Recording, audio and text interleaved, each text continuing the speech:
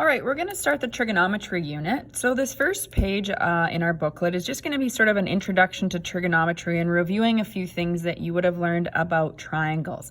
So when we're talking about trigonometry, we're talking about working with the sides and angles in triangles and evaluating some missing components in there. So some things to remember is when you label the sides and the angles in a triangle, it is important that you label them in a certain manner.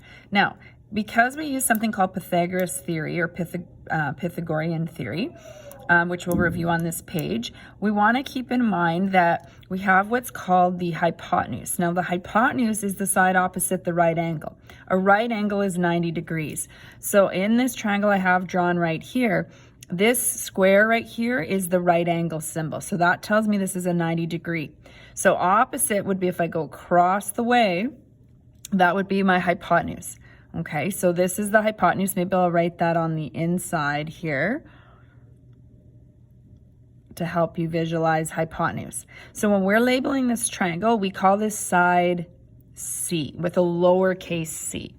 Now, these would be called the legs of that triangle, and they would be labeled A and B. It does not matter if you put the A, B here or the other way around, A and B. What matters is that you call this side C.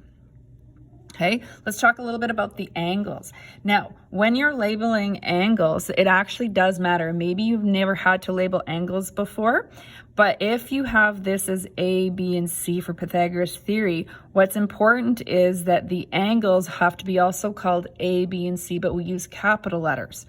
Now, to figure out what angle is what, the angle opposite the side is the same letter. So if this is side C here, I go opposite, so my right angle, this would be called angle C as a capital letter. If I look at side A, I go all the way opposite, this would be called angle A. If this is side B, I go opposite the angle, this would be angle B. Now, technically, any variable can be used. So again, we're using C to match up the Pythagoras theory there, which we'll talk about. But I could call this X, Y, and Z, and then use X, Y, and Z for the angles, keeping in mind that when we use the formula for Pythagorean theory, the C squared equals A squared plus B squared, we remember what the hypotenuse side is. One other thing to remember about angles, all the angles in a triangle add up to 180 degrees. So if I know this is 90 degrees, I could even maybe one more angle, I could find the third. So that's a skill that we will use. All right, we've already discussed some of these things, so we'll just continue on. The hypotenuse is the side opposite the right angle, or 90 degrees. Okay. The other thing I want to mention, it's always going to be, for a right triangle, the longest side.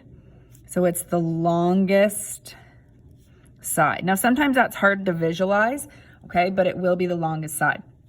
So again, I can draw a right triangle anyway here. This would be the hypotenuse. We sometimes just abbreviate it HYP, so that's what I'm going to do here. Okay, and a quick review of just a right triangle, which I've mentioned before. When we call something a right triangle, that's a triangle with a right angle in it, or a 90-degree angle. So this is an example of a right triangle. It has your 90 degrees here. This is an example of a right triangle as well.